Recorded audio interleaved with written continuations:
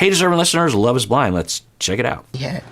But the marriage thing, the commitment, he struggles with that. He's like, I know you stayed, Mom, but there's things that I saw that I should not have saw or been in a position, and kids, when they grow up and... Well, this is some real talk.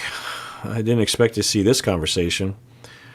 And this is great for them to have this conversation, depending. And this can actually help Clay.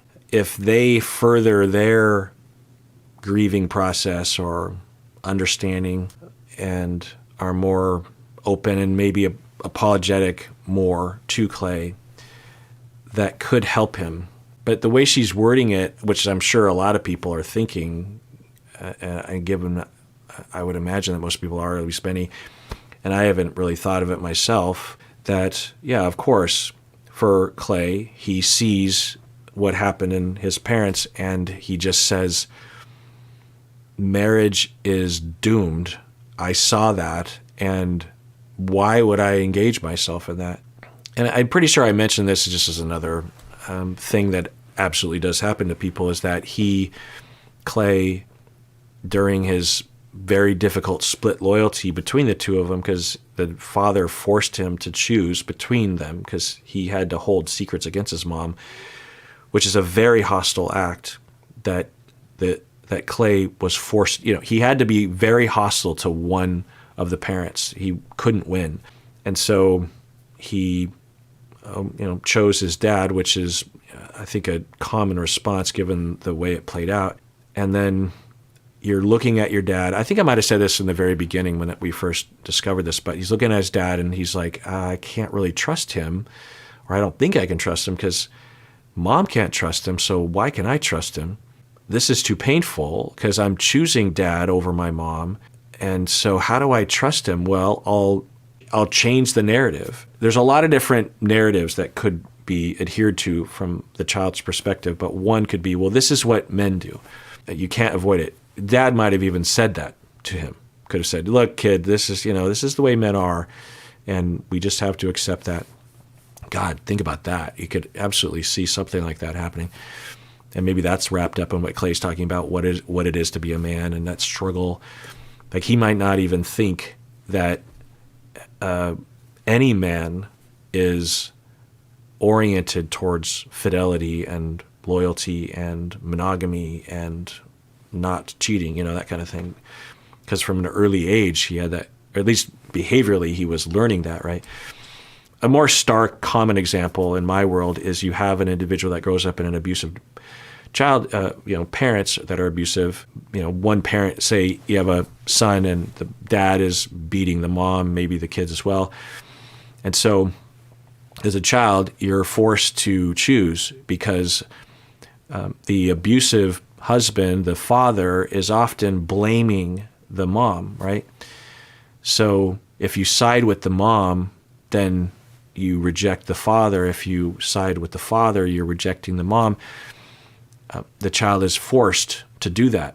No child can say, well, I can kind of understand where everyone's... No, So what the child will do now is that they're thinking, well, how do I reconcile what's happening right now? Because Dad is a very abusive, harmful, untrustworthy, dangerous person, but I'm young and I'm helpless. I need someone to save me, so I have to believe that my dad is all good.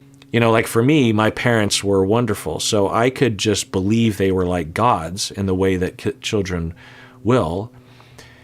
And it was never challenged, and I didn't have to choose because they didn't fight. Or if they did, it was minor. They're still together after almost 61 years.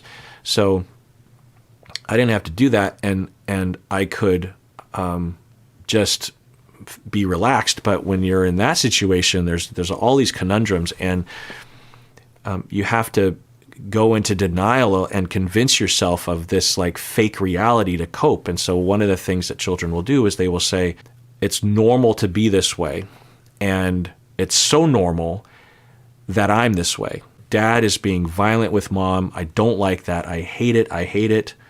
but then I have to accept that dad is dangerous and no one is there for me. Then I'm alone. I'm just flapping in the wind, and no one loves me. No one will save me. There's no God to save me. But if I tell myself that that is good, it's good to be violent. That's what we call identifying with the abuser. It's good to be violent. Then I will say, those are good qualities. I'm safe again. And it's okay to love this person. And everything is good, and mom deserves it. When you force a child to make that choice, which is just one of the many terrible choices that children will choose based on the scenario, similar to this, it's like, I see dad doing this to mom. How do I reconcile? It's good. This is what men do. Mom deserves this. Men deserve this. Men deserve to have this freedom. This is the right thing. This is right. Or it's just the way. Mom should just know that that's how men are. So we have that established. And then just like that boy that grows up with the abusive father ends up potentially abusing his partner, hitting her, controlling her, dominating her, even though when things are first starting out, as a child, he hated it when he saw his mom be beaten by his dad. He was even more terrified than mom was because he's just a little child. Even though that was true, he glitched in his brain to, this is good. I'm convincing myself. This is how men are. They cheat.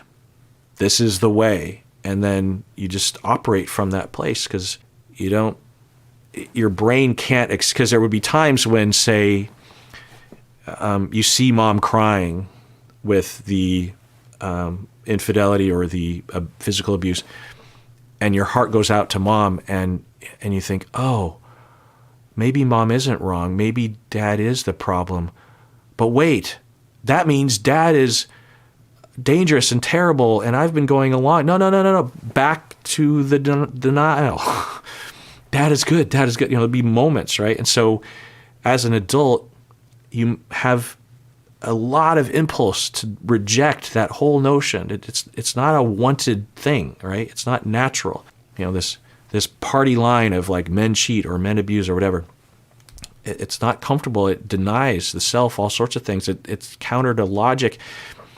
And so the individual as an adult would have moments like that, but that sense of danger, if you allow yourself to discard even a little bit of the denial and the self-brainwashing, very, very bad things will happen. Even though that's not true anymore, but it feels that way. And so you have individuals that, even when a lot of things are happening to them that would tell them, look, that is not functional, and a lot of internal things that are saying, don't do this to yourself. You're denying your own needs. There's this immediate, pushback. So we might be seeing Clay emerge out of that. Or is marriage something that you get into and you lie and you deceive? And he took a lot of that to the altar with his decision. Here's the thing too, Rita.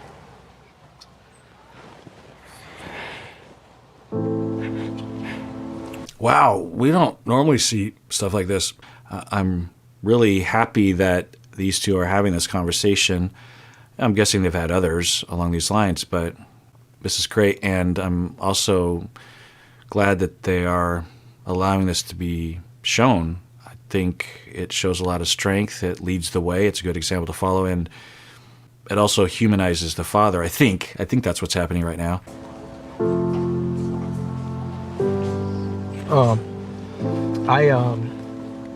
I didn't necessarily have the best role models in my life. I know. I can't ever remember my father ever being a part of my life. Yeah, it's good. It's relevant. I would have hoped he would have led with, I'm so sorry for what I did to you. I should never have done that. There's no excuse. And I didn't have any good role models. Another idea I want to put out there that I want everyone to consider in these situations is, role models are very important in a variety of contexts, not only this kind of context, but also like careers and stuff. A huge predictor of one's economic success in life and job satisfaction in life has to do with role models, mentorship, examples to follow. And whenever they will, politicians or whatever, people will say, well, everyone has the same opportunity, so if you don't succeed and your people don't tend to succeed, then there must be something wrong with your people. We all understand that's ridiculous, it's racist, it's classist, denies reality. There's a lot of factors. There's also active oppression and systemic oppression, but also just individual oppression and harm and prejudice and unfairness that will keep people down. But even if all things are equal regarding those things, which they're not, but even if they were, if you have a history among, quote unquote, your people, and there's a lot of different ways to define that, but if you have young adults or teenagers that among the people that they identify with, if traditionally there have not been opportunities for that generation, then it tends to get passed down to the next generation because they even though they might intellectually know that anybody can make it, it's hard to really believe it. And if you're going to take the chance of going to college and hoping and having faith that there will be a job out there and that you will enjoy it and da-da-da. And there's a lot of faith that goes into that, right? Like for people to become therapists like myself, when I started graduate school, I took out student loans. I was going in massive amounts of debt. I was seriously rolling the dice. And if I had to add to that leap of faith, this element of, I don't see anyone like me. I don't know anyone like me. I've never seen anyone like me. There's plenty of people that think people like me can't do this. Well, that's just another length of leaping that you have to do when you have to take the leap of faith. And so mentorship is important for sure, but also I would hope that if he wants to grow, maybe he already has, but if he wants to heal, mentorship is important, but another part of it is just how one was treated. And I don't know, but I'm going to take a guess and say that there was some way in which he was treated by his caregivers that led to the underpinnings that resulted in him having a hard time bonding. There could be, I wouldn't be surprised if deep down when he married Clay's mom that he wanted to have a monogamous close relationship, but when they had conflict, something happened for him or both of them that opened the door to another side of him, which was infidelity. But anyway, this is good conversation to see. Listen, I've always told you I forgave her. But there are things that had came out in the end that I did not know about until this experience. I was hurt. Again, I'm divorced from you, but things that he shared with me that I did not know. So that's what I'm saying. And kudos to the mom. Kudos to the mom. And you almost see AD and Clay in the future here to some extent. But as with Clay, you can see issues, but also a lot of strength, just a tremendous amount of, I don't know what to say, health. She reaches out, hand, he's not even saying it directly, and she just addresses it. You know that I forgive you. I wonder if she has, and or if he has apologized. She might be thinking, I've moved on. I'm not holding it against you. Even though she still deserves a tremendous amount of care and remorse from him. And he deserves to feel the remorse and have that be heard and forgiven, potentially, if she would have that. But wow, this is just really incredible. They're having this conversation. They're allowing it to be filmed. They left it in. They could have not included it. I mean, I guess they don't have very many weddings to include in the wedding episodes, considering that even Jimmy and Chelsea, I'm still reeling from that. I thought at least they'd end up at the altar. But anyway, yeah, this is it's very impressive. He wants to be in a long-term relationship. He wants that. Tell him meet somebody like you. Huh? I met you, tell him meet somebody like his mom. Yeah, but you met me, but you wasn't good to me. Okay? So. It's an interesting little dynamic. Yeah, that makes me want to cry. I think he was starting to tear up. I don't know if what we were witnessing right there is him turning on that suave charm that Clay would talk about. And she's seen that so many times. And she's like, don't do that to me. I'm not going to play that game. And you didn't treat me right. She really went after him. And, and he took it. It's really interesting. You just got to imagine the dynamic between these two. Because, you hear Clay's story, his account, and I don't know, I had a vision in my mind, a sort of simplistic vision of mom just at the sink going, I wonder where my husband is. And then dad in a suave outfit in a cool car showing up with the flowers and the chocolates at the door of this lady, maybe a younger lady. And he has his kid in tow with like a coloring book in his hand. And I don't know, it was a simplistic vision. This is adding so much more specificity to it because this dynamic probably wasn't completely absent even then. That sort of vibe between the two of them. Yeah, it's interesting because seeing them really, I think, lends itself to considering Clay to be authentic because they kind of represent this dichotomy, of health and self-awareness and care and authenticity and like charm and suave and problematic behavior, at least from the dad. It's all, it can exist in the same family, in the same couple, in the same person. Because I think a lot of people are reacting to Clay like, oh, he cannot be trusted. And, maybe that's true. But I kept seeing such promise in him and so many good things. And I, at first, was like, are we seeing some sort of fake out, some sort of salesman thing? But it's all being fleshed out. It's kind of making sense to me. Does it to you? I just feel like I've learned so much about myself, AD, and it kind of got scary, I think my thing is like, I should have said it. That, like, I feel kind of like a sacrifice. Like, you learned so much about yourself. Yeah, and, like, I get that. Used me to, like, do it. Yeah, I think I said that. And, yeah, and that's unfair of him. And I think she offered herself up for the sacrifice to some, I don't want to blame the victim, but I think given all the things that she said about the fix-a-hoe and the signs of over-functioning, I think that was what both of them, I guess it was on the premise that she was operating from that he would marry her and make her feel like she was good enough. It was a worthy sacrifice for her. But if he's not going to marry her, then it's not a sacrifice that she would do again. But it's great that she is feeling that and saying it out loud.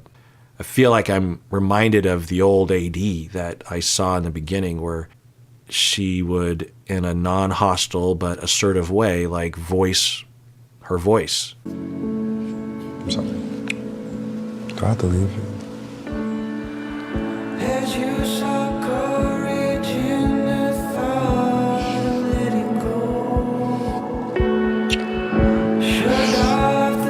And similar to in the pods, she is not making the choice. He asked her, do I have to leave you? I think it's kind of the cameras are here. What's the situation? Am I supposed to leave right now? At least that's what I imagine it is, right? And then she says, yeah, I guess that's what needs to happen. I need you to leave right now, or we'll talk about this tomorrow. It's it's a passive stance, like with Matthew. Again, it's not pathological. It's just notable. But I don't know. I guess y'all know what happened. I don't know if we're going to find out. Yeah, I'm going to find out the reunion, if anything, right? If they dated. Now, I wouldn't be surprised if at the reunion they report they did try dating and it didn't work out, and or he cheated and it didn't work out. What am I hoping for?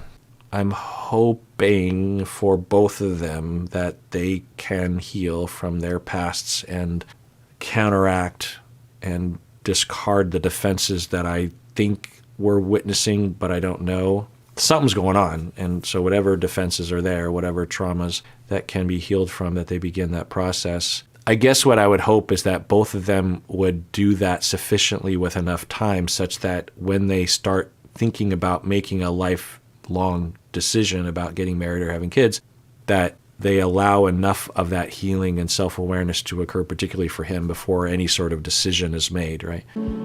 I just keep feeling like I keep getting so fucking close. And I keep, like, doing so much for these men and carrying these fucking relationships. And, like, it's just not fucking enough. I think that, I don't know, but I think that says it all right there. Her strategy is to carry single-handedly the relationship. That says something, right? On one hand, you hear this, you're like, oh, what kind of jerks does she date? You know, people treat her poorly, and that could be true. But it could also be true that she doesn't consider it a possibility, or she has such a compulsion, which is common for overfunctioners, to be the one that sacrifices. Because that's what they were rewarded for growing up. That's all they, if for overfunctioners, for codependent people, if you don't let them be codependent, they sometimes will get angry at you because to them, you love them by allowing them to overfunction for you. You are loving them by underfunctioning so that they can help you. And if you don't allow that, then they get upset because they are like, this is how I love. This is my love language. It's not a conscious thing. But so, you know, I think there's a lot there to unpack for her. Let's rewind. Keep, like, doing so much for these men and carrying these fucking relationships. And, like, it's just not fucking enough. I keep carrying the relationships, and it's not enough. That points to the defense of, I just need to be better at carrying. I just need to be more strong. I need to have more faith. I need to work harder. That is the trauma of the parentified child. They're thinking, I'm still not getting the love from, I just need to be better. I need to be more responsible. I need to never make a mistake. I need to constantly be very compulsive about holding to my discipline and making sure that everything is lined up and I don't make any mistakes and there's no flaws. I'm perfect. I'm right. You love me, right? I'm doing everything. I'm taking care. Everything is taken care of. Do you love me yet? They don't love me yet. I just need to be more. I need to be more better. I need to be stronger. I need to be more independent. I need to stop asking for help. I need to be responsible for more people. I need to catch the problems before they even begin. I need to monitor faster. I need to fix as many problems as possible. Do you love me yet? It's not good enough. I'm not good enough. I need to work harder. I need to work harder. And that loop as a child was rational, but as an adult, it perpetuates the problem because you're possibly choosing underfunctioners that aren't good partners. Two, you might be socializing them to underfunction. It's a distancing thing. I don't know if this was true for Clay. It probably isn't, but there's a chance that if this scenario is correct, that if my hypothesis is near the mark, that she might have met someone who wasn't an underfunctioner terribly, and she wanted to overfunction, and whenever there was a problem, she said, I'm going to sacrifice, and I'm going to put myself aside. I'm going to carry. I'll be the one to carry. That's my job. And he was not really wanting that to happen. Maybe his communication wasn't fantastic, but he wasn't just immediately falling into an underfunctioner position because that's not really his traumas. And so this happens, and then what happens for him, can happen for him, is it feels distant. And we kind of saw this, that you have to turn off who you really are typically when you're in love with someone, you want their raw authenticity, particularly I think in the beginning, but really throughout, particularly in intimate situations, but really throughout. You want that mutual need and dependency and vulnerability. But if you're like, oop, I need to overfunction, I'll take care of everything, and I'm not going to overreact, and I'll be the adult in the room, you lose that authenticity, you lose that contact. And for him, who knows, it's possible that he was hurt by that or felt the distance, didn't know what's going on, and either pleaded or avoided or left or caused conflict, and then it ends. So it's even possible that she might have come across someone that wasn't needing her to carry all the weight, but when there were tension moments, she went in that direction, and it actually caused him to maybe drift away, and then now she is carrying all the weight, right? She is the one pursuing, and he's the one feeling like, I don't know, I guess I don't feel it anymore, something like that. That can happen too. Again, I don't want to blame the victim. It's possible that everyone was mistreating her, but usually when you see these patterns, you're like, well, what's the common denominator? Well, it's her and her traumas. Some people have terrible luck, and they just come across a lot of bad partners. Some people, given the way they choose partners, they legit chose a lot of really awful partners. But it's their chooser that is the common denominator. So I'm not blaming the victim, but it's a wonderful opportunity to explore in therapy. There's a lot there. It's hard. It's a hard thing to change. It often involves completely dismantling this notion that they're not good enough and completely rebuilding the notion that they are good enough. That is not easy. It's not just a cognitive automatic thought thing that you just repeat to yourself. I'm good enough. And I'm not good enough. No, I'm good enough. That's part of it, but that's a minor part of it. You have to have experiences and interpret them. Corrective experiences are only as corrective as the individual allows themselves to believe that a good thing is happening. Like if she were to have a therapist that made her feel good enough and was doing a lot of things along those lines, but she chose to be skeptical of it, then it's filtered through that skepticism, and it won't be internalized. It won't be experienced as a correct, even though it's set up to be a corrective experience. She's resisting it because of, and that's okay too. That needs to be identified in therapy, but it needs to happen for a long period of time. For every year that a child is treated like they're not good enough, you have to maybe have 10, 15, 20 years of therapy where you are treated like you're good enough to get 70% healing from it. Because when we're very young, our brains are plastic and everything's new. It's harder to rewire that when we're an adult. It's worth it, believe me, but it's a lot harder. So another plug for everyone to pay attention when the kids are young, and also to allocate taxes, maybe raise taxes to make it easier for new parents. Make it easier economically, health insurance-wise, access, mental health, parenting support, help with drug addiction recovery in general, preschool that's paid for, in terms of talking about everyone across the economic spectrum, school lunches, whatever we can do to help new parents, we need to be doing, and we need to be doing so much more, because it has been shown that when we do that, the parents, their natural tendency to care for children is better able to express itself. You have kids that are more attuned to and thus grow up in that security. And if someone needs some sort of economic marker, those individuals will grow up to be less likely to be using welfare and less likely to commit a crime and less likely to harm you and break into your car or whatever. That's science. So an investment in moral care of children through helping the parents will selfishly result in all of us benefiting. That's my soapbox for the day. Let's watch some more. And I don't know what else to do, really. It's just not enough. Sorry. I'm gonna get it.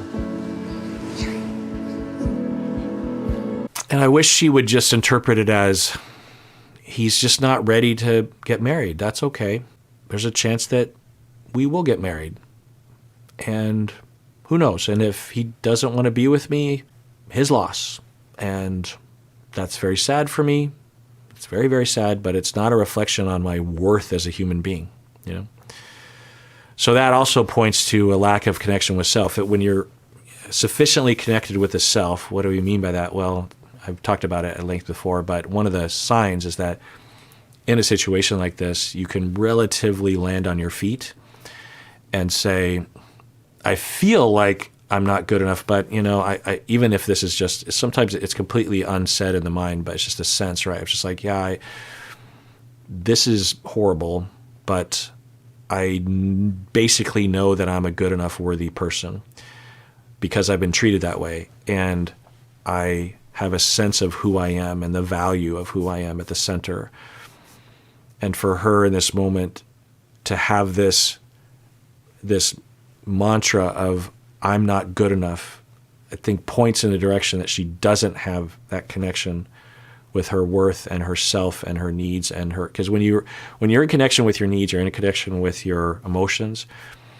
It also has this powerful effect on our sense of worth. It's weird. It's like, why would being in connection with your emotions and your needs make you feel like you're worthy as a human being? It's not a logical connection, but it's all wrapped up together. So it's pointing in that direction. And parentified kids, the more severe parentified kids, will not have a connection with the self. They weren't given that enough. They had to put that aside. They had to sacrifice that to take care of others. Really sad that I wasn't enough for him to like get right. I can't drag him. I can't force him, and I'm not gonna fucking beg him to fucking pick me. I'm done. Yeah, I don't blame her. I think a lot of people would agree with that and say, well, if he's not ready now, then he's probably not ever going to be ready. And he set a lot of concerning red flags about cheating and whatnot. And given the pain, it could be hard to recover from this regardless. So, and he has shown many red flags through this season. And we hear from my contact who worked on the show that they actually scrubbed a lot of the scenes. They edited out a lot of scenes where he looked worse. So I guess when I put all that in one hat, then I'm like, yeah, that's probably a better idea for AD.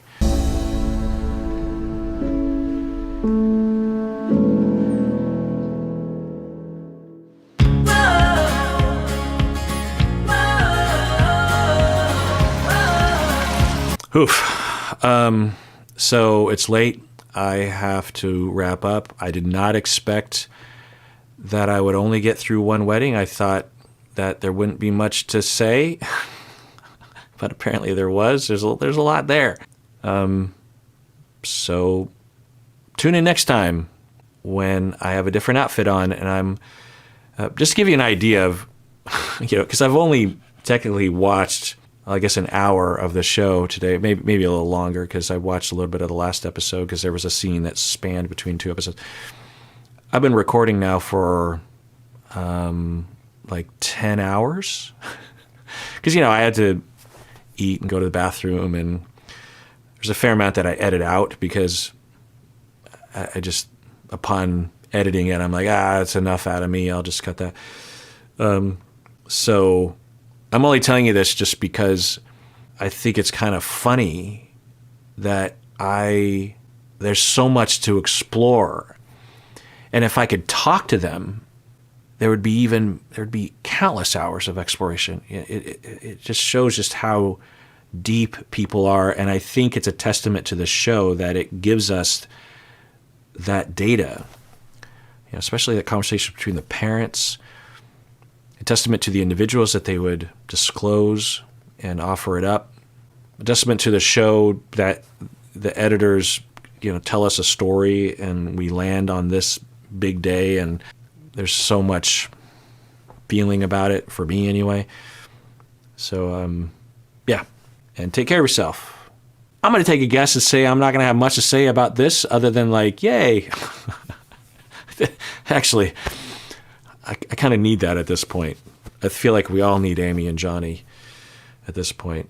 But I'm wondering, because there's another whole episode So do they have like some get together afterwards? Because I can't imagine this being very long. Anyway, we'll find out together. You already know the answer to that. Oh, I actually was wrong. There's only one episode, it looks like, for the weddings. And then next week there's the reunion.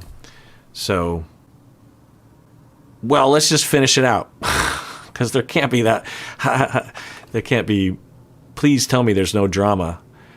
Because it'd be weird if I sat down for a whole day of recording and just watched 20 minutes of just everyone being healthy and loving each other. So, welcome back. Let's watch.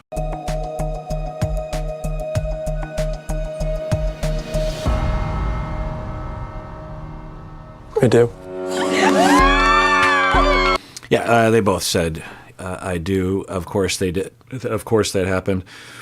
This is what I was trying to, I cried. The dad is so sweet. I believe Amy when she was saying that her dad might disapprove. The dad even said that he did not approve of the process before it happened, but he said he changed his mind when he saw the way they two were. And in terms of the edit, it only took him like 15 seconds to see. But I guess not many people would argue that Amy and Johnny are very quickly, apparently, it doesn't take long to see, they are made for each other. Now, who knows I don't know why I have to poison the well. I'm not going to say anything negative, but I'm trying to think of the last time I felt so happy for a couple. And when I look back at past couples that got married, we can add another couple to the successful couples. This is the 9th couple, Amy and Johnny. So that's 9 couples on the board of successful still married couples. So seasons 1 through 6, and out of how many couples? So I had 30 before this season. So 1, 2, 3, 4. Do we count Brittany and Kenneth? I think we do, right? Yeah. So out of 35 couples, 9 out of 35. It's not bad. So I'm trying to remember who I was kind of really happy about. I mean, Lauren and Cam, I guess, yeah. In some ways, I felt like I knew Lauren and Cam better. So, yeah, I think that's Amber and Barnett. I don't know if many of us were like jumping for joy. Alexa and Brennan, hard to know. Colleen and Matt. Tiffany and Brett, there were no issues there. But again, not as just so, I don't know, for me anyway. Amy and Johnny. Zach and Bliss, yeah, certainly was pulling for them. But they had kind of a windy road there. So Lydia and Milton, I mean, I'm certainly happy for them. Chelsea and Kwame, yeah, I didn't really, I'm happy for them too. But so I guess the 3 top would be Lauren and Cam, Zach and Bliss, and Amy and Johnny for me. What about you? So I was just trying to remember the last time I felt just so unreserved. I don't have any hesitation but to just be like, yay! And you just feel the love, and I was crying with the dad. I mean, they were all crying just because there was a lot of things to cry about. All tears of joy. So, what a refresher. It's been so long. It's been a long time. I think, this is why we watch this show, Who doesn't like a good wedding? I love a good wedding. It's always good to see love.